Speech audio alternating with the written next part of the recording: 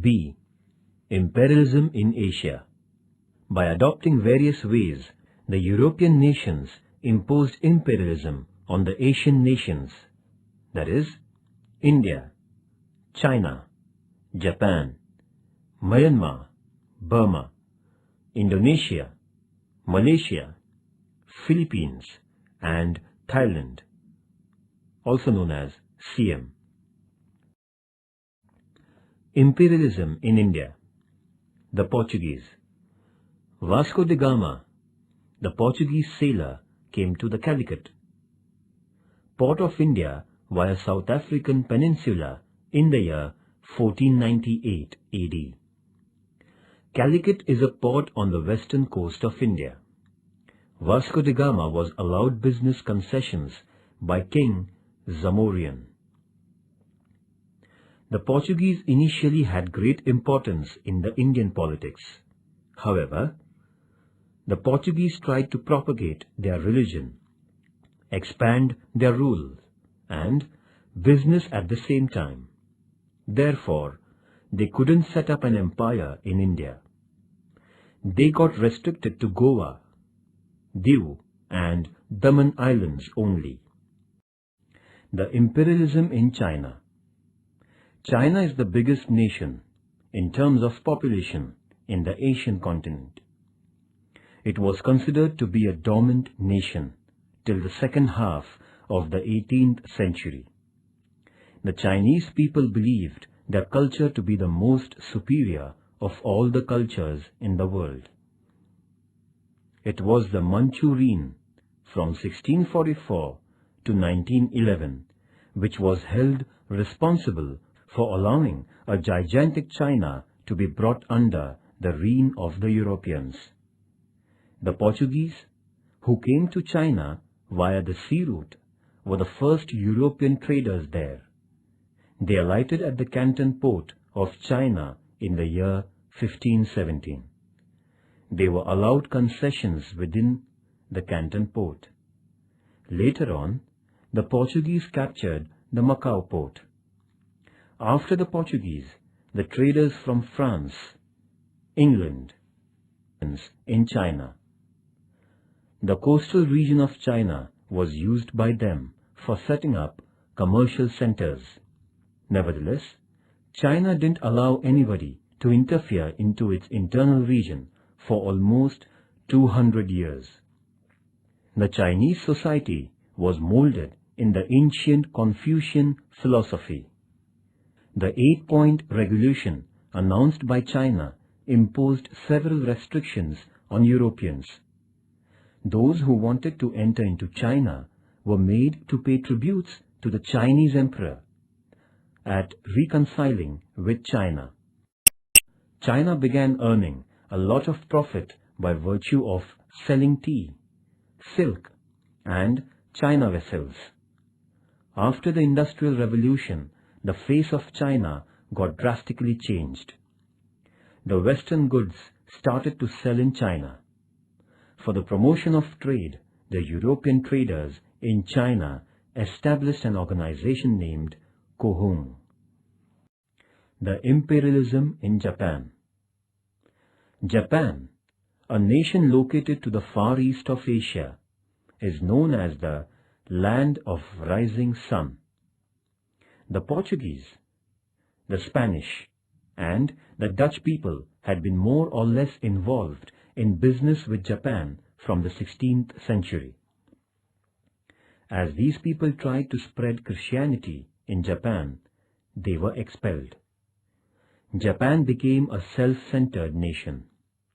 The doors of Japan had been closed for the European nations for 150 years. As a result, Japan was known as a recluse, that is, hermit nation. In comparison with the Western nations, Japan was a backward, plutocratic nation. America paid special attention to Japan in 1850. It felt that Japan was a favorable place for business. With this commercial intention, America felt the need of making friendship with Japan. In the year 1852, Commodore Matthew Perry was appointed as a chief of the American Naval Mission to Japan. Thus, Commodore Matthew Perry first came to the Gulf of Edo in Japan in 1853. He made a request to the Japanese government for ensuring safety to the American ships within the marine boundaries of Japan, along with business concessions. The British. With the purpose of initiating business with India, the East India Company was set up by Britain in the year 1600 AD. When the British came to India, North India was ruled by the Mughals. In 1615 AD, the East India Company was permitted to erect a business centre in Surat by Badshah Jahangir. The policy of the company was concerned with only business in the beginning.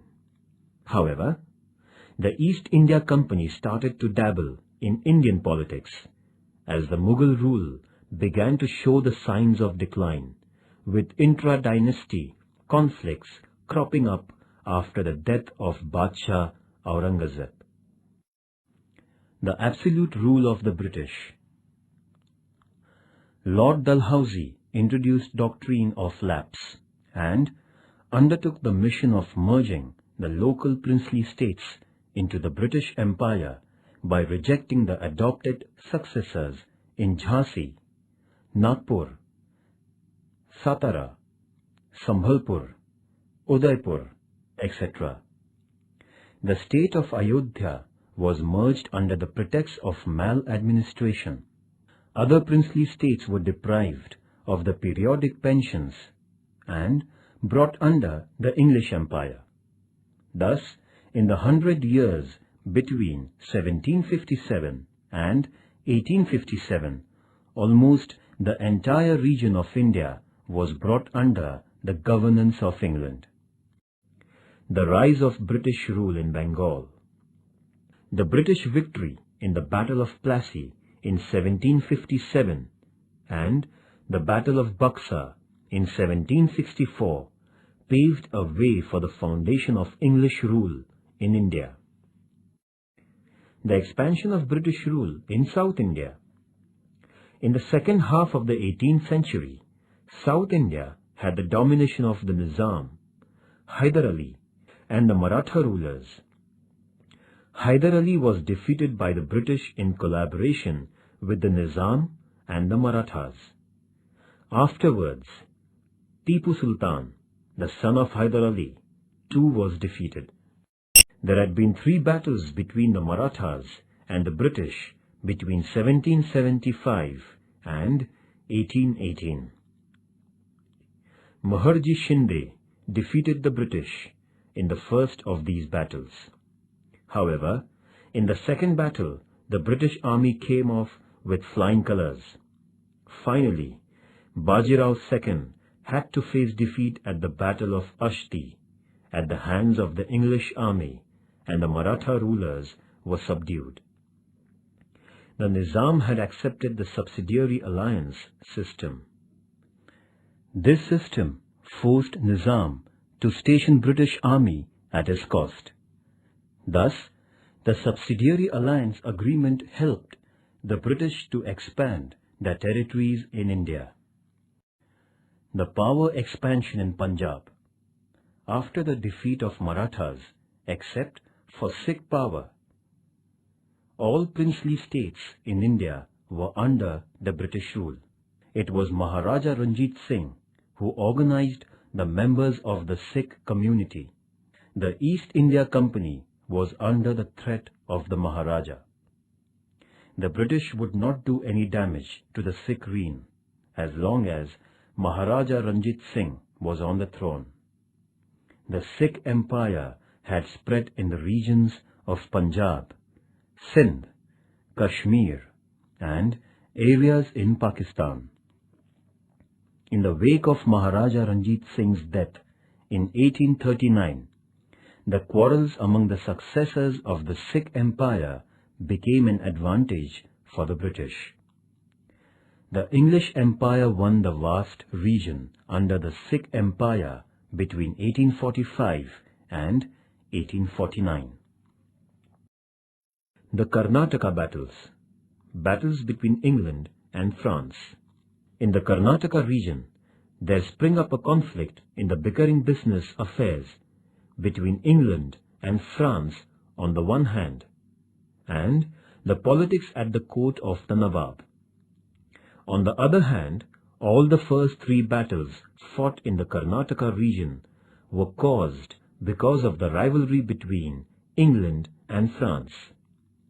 The first battle in this region was won by the French due to the bravery of their commander Dupleix, whereas the second battle was won by the British as their commander Robert Clive showed greater war strategy than his French counterpart could do, and the French had to bring about a treaty at Pondicherry with England.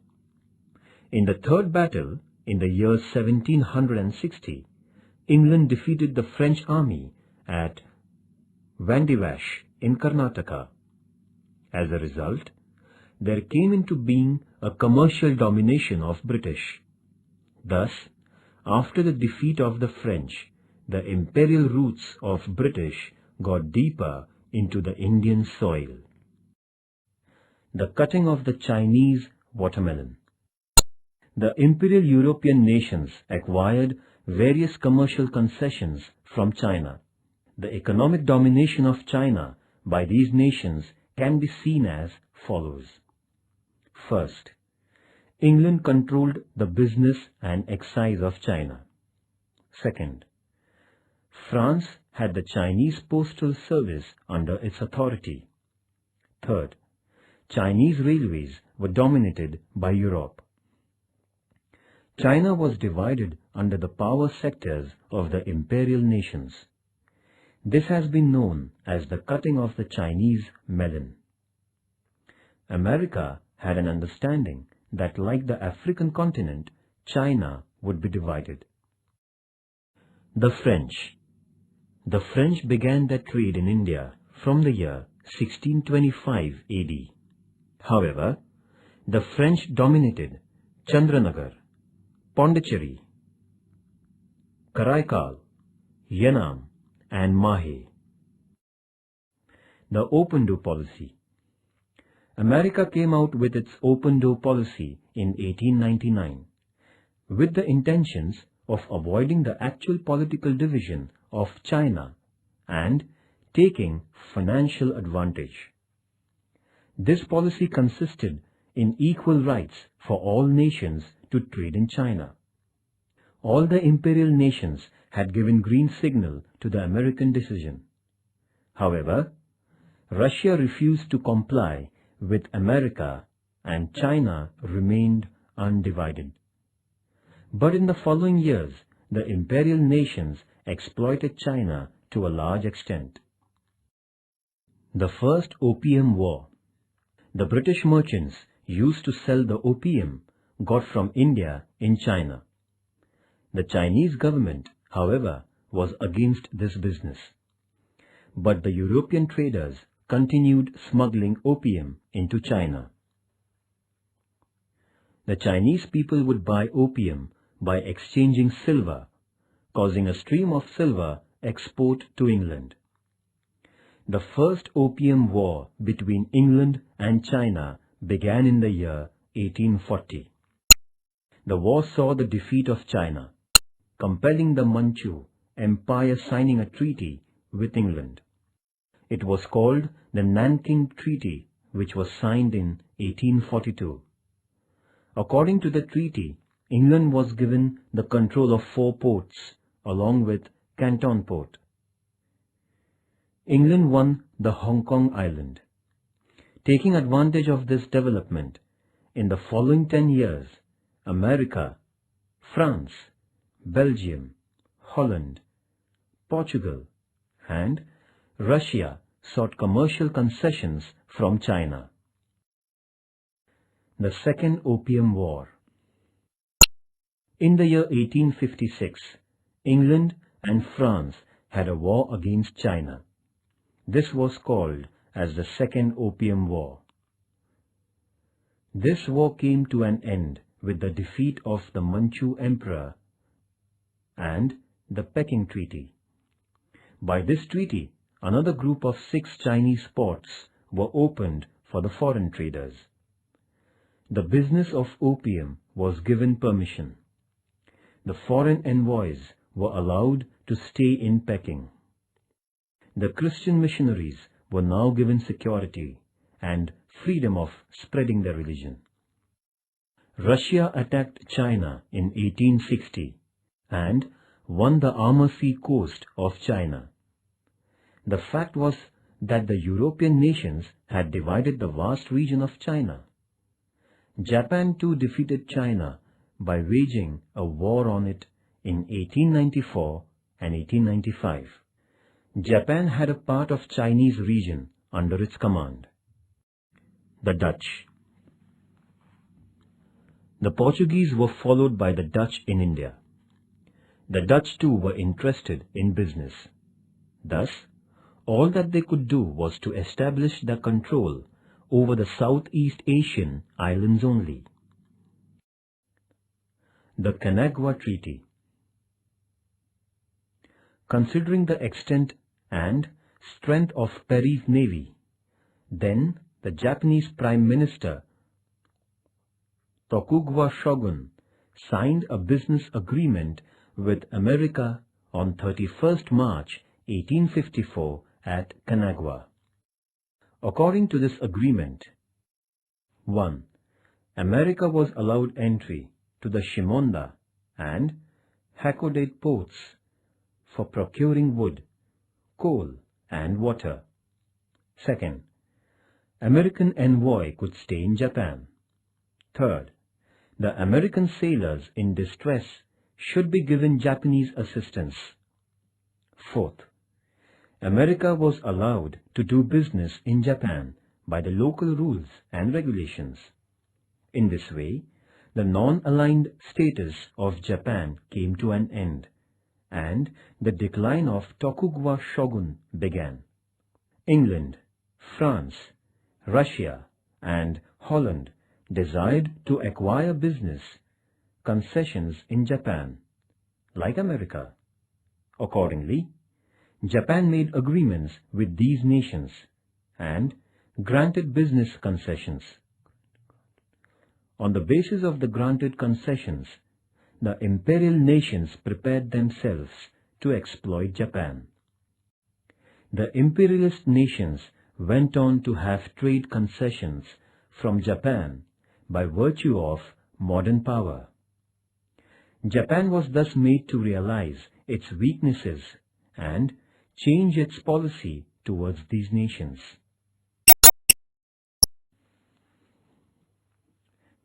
It was during this period that the unrestrained shogun governance was subverted by the Meiji Revolution. Japan modernized itself by drastically changing the economic, political, and social fields, seeking motivation from the scientific and artistic development with which the European nations had defeated Japan. After modernizing itself, Japan endeared the policy of imperial expansion. On the one hand, it made an announcement that Asia was for the people of Asia and Japan for the Japanese. And on the other, with a view to imperial expansion, it defeated the powerful nations like China and Russia and annexed regions belonging to China.